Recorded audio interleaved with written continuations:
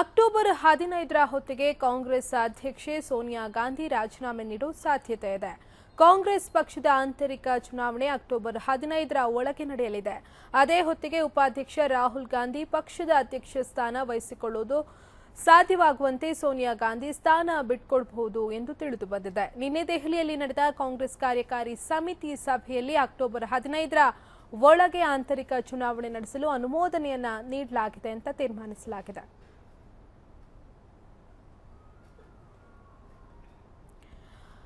October 15ರ ಹೊತ್ತಿಗೆ ಕಾಂಗ್ರೆಸ್ ಅಧ್ಯಕ್ಷೆ ಸೋನಿಯಾ ಗಾಂಧಿ ತಮ್ಮ ಸ್ಥಾನಕ್ಕೆ ರಾಜೀನಾಮೆ ನೀಡುವ ಸಾಧ್ಯತೆ ಇದೆ ಅಂತ ಹೇಳಲಾಗ್ತಾ ಇದೆ. ಕಾಂಗ್ರೆಸ್ ಪಕ್ಷದ ಆಂತರಿಕ ಚುನಾವಣೆ ಅಕ್ಟೋಬರ್ 15ರ ಒಳಗೆ ನಡೆಯಲಿದೆ. ಅದೇ ಹೊತ್ತಿಗೆ ಉಪಾಧ್ಯಕ್ಷೆ ರಾಹುಲ್ ಗಾಂಧಿ ಪಕ್ಷದ ಅಧ್ಯಕ್ಷ ಸ್ಥಾನವನ್ನು ವಹಿಸಿಕೊಳ್ಳುವುದಕ್ಕೆ ಸಾಧ್ಯವಾಗುವಂತೆ ಸೋನಿಯಾ ಗಾಂಧಿ ತಮ್ಮ ಸ್ಥಾನವನ್ನು ಬಿಟ್ಟುಕೊಡಬಹುದು ಅಂತ ಹೇಳಲಾಗ್ತಾ ಇದೆ. ಈ ಬಗ್ಗೆ ಇನ್ನಷ್ಟು ಮಾಹಿತಿ ನೀಡೋದಕ್ಕೆ ನಮ್ಮ ಜೊತೆ ದೂರವಾಣಿ ಸಂಪರ್ಕದಲ್ಲಿದ್ದಾರೆ ನಮ್ಮ ಪ್ರತಿನಿಧಿ ಜ್ಯೋತಿ. ಅಕ್ಟೋಬರ್ 15ರ ಹೊತ್ತಿಗೆ ಕಾಂಗ್ರೆಸ್ ಅಧ್ಯಕ್ಷೆ ಸೋನಿಯಾ ಗಾಂಧಿ ರಾಜೀನಾಮೆ ನೀಡುವ ಸಾಧ್ಯತೆ ಇದೆ ಅಂತ ಹೇಳಲಾಗ್ತಾ ಇದೆ. ಏನಿದೆ ಈ ಬಗ್ಗೆ ಹೆಚ್ಚಿನ ಅಪ್ಡೇಟ್ಸ್?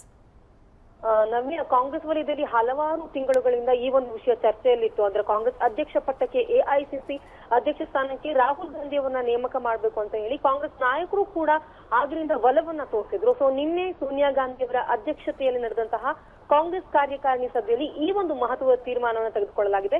ಅಕ್ಟೋಬರ್ 15ರ ಒಳಗೆ ಏನು ಕಾಂಗ್ರೆಸ್ನ ಆಂತರಿಕ ವಲಯದಲ್ಲಿ ನಡೆಯುವಂತಹ ಚುನಾವಣೆಗಳನ್ನ ಬೇಗ ಮುಗಿಸಿಕೊಂಡು ಅಕ್ಟೋಬರ್ 15ರ ಆ ಒಂದು ಸಮಯದಲ್ಲಿ ಎಐಸಿಸಿ ಅಧ್ಯಕ್ಷ ಸ್ಥಾನ ಆ ಒಂದು ಪಟ್ಟವನ್ನ ರಾಹುಲ್ ಗಾಂಧಿಗೆ ನೀಡಬೇಕು ಅಂತ ಈಗಾಗಲೇ ನಿನ್ನೆ ನಡೆದಂತಹ ಸಭೆಯಲ್ಲಿ ಒಂದು ಸೂಚನೆಯನ್ನ ಕೂಡ ನೀಡಲಾಗಿದೆ.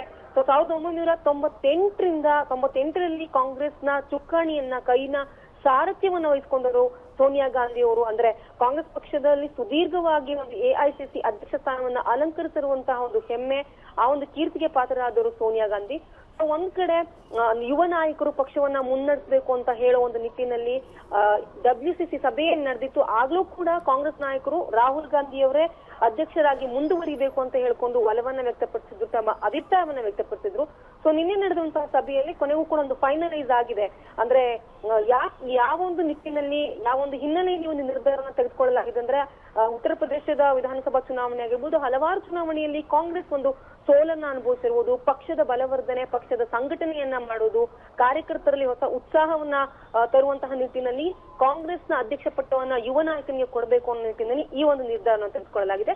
ಸೊ ಈ ನಿರ್ಧಾರ ತೆಗೆದುಕೊಂಡ ಬೆನ್ನಲ್ಲೇ ಇನ್ನು ಅಕ್ಟೋಬರ್ 15ರಲ್ಲಿ ಕೆಲವೊಂದು ಪ್ರೊಸೀಜರ್ಸ್ ನ ಮುಗಿಸಿಕೊಂಡು ತದನಂತರ ಅಕ್ಟೋಬರ್ 15ಕ್ಕೆ ರಾಹುಲ್ ಗಾಂಧಿ ಅವರು ಆಲ್ಮೋಸ್ಟ್ ಕಾಂಗ್ರೆಸ್ ಅಧ್ಯಕ್ಷ ಸ್ಥಾನವನ್ನು ಅಲಂಕರಿಸಲಿದ್ದಾರೆ. ನವ್ಯ, ಧನ್ಯವಾದ ಜ್ಯೋತಿ ತಮ್ಮೆಲ್ಲ ಡೀಟೇಲ್ಸ್ಗಾಗಿ.